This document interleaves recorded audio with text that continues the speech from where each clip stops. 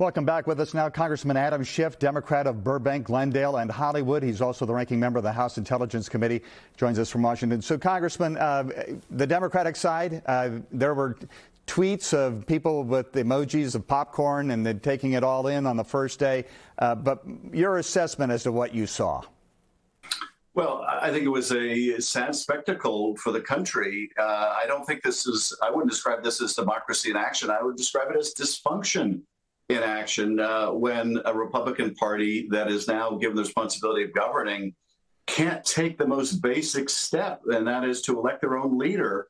It portends really, I think, dangerous things to come. And in particular, what I'm desperately concerned about is that new majority, led around by its most extreme elements who now hold all the strings, is going to lead us into a crisis in which we may default on the nation's debt.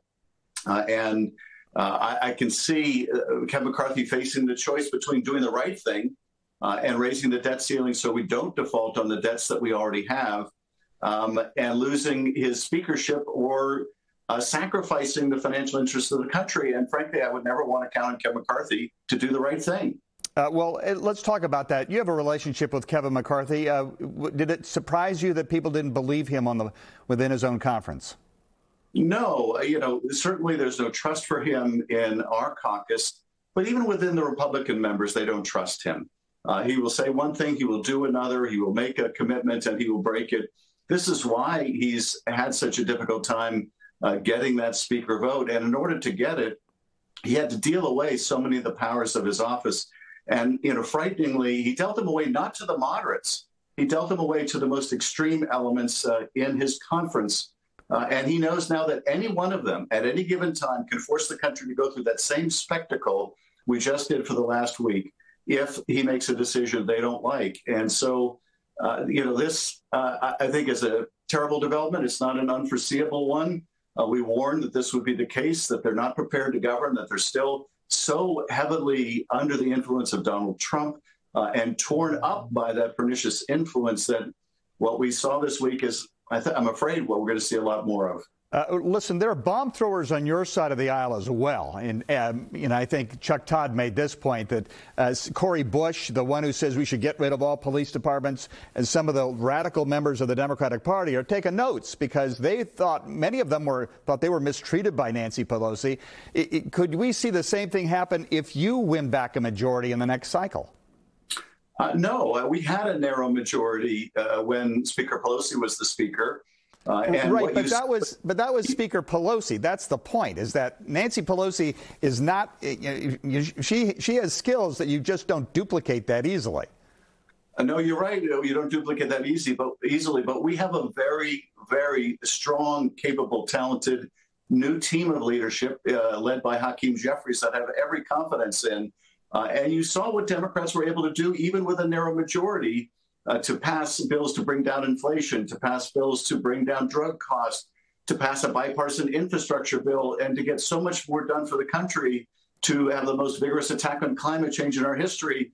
You will see what Republicans do with that same majority, which will amount to nothing except more dissent, discord, and potentially more brawls on the House floor. Right, but you don't think that what we saw may have damaged the speakership permanently? Not just in this session, but going forward? No, I think it damaged it for Kevin McCarthy. He has become the speaker almost in name only. It will cripple his ability to run the House. But we certainly won't follow that model. We didn't follow it when we had exactly the same majority, and we wouldn't follow in the future, that's to be sure. The president visits the border. I'll give you an opportunity. He's come under criticism from his own party over reintroducing Title 42, the health care rule that kept people from entering the country. 30,000 people will be sent back, an estimation. What is your assessment of the immigration plan from the White House? Well, look, I have advocated for a comprehensive approach to immigration reform for over 20 years. And frankly, we've had little or no help from the Republican side of the aisle to solve this problem because they like having the problem. They think it's a winning issue for them. It shouldn't be that difficult for us to have a effective and humane immigration policy that's consistent with our values. That's what I've always supported. But again, there's no incentive on the other side.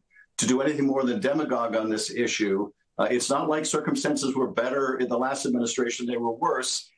So we ought to do what my colleague just said. We ought to roll up our sleeves, work together, and get a comprehensive bill passed and stop demagoguing on the issue. And finally, the last time we talked to you, you had said that you were considering a possible run for U.S. Senate.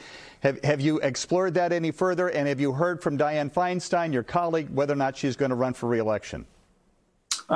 First of all, I have such respect for Dianne Feinstein. She's been one of the giants in our state for so many years. I feel like I served under the best Speaker of the House that we've ever had. And I also feel like I served one of the best California senators we've ever had. She hasn't made her intentions clear yet about whether she'll run again. If she chooses not to, I'm very interested in running and had a lot of encouragement from people in California. So I am exploring it. Congressman Adam Schiff, Democrat of Burbank, Pasadena, Hollywood, the 30th District. Thank you very much for taking the time. Thank you. Up next, Adel Hajj Khalil with the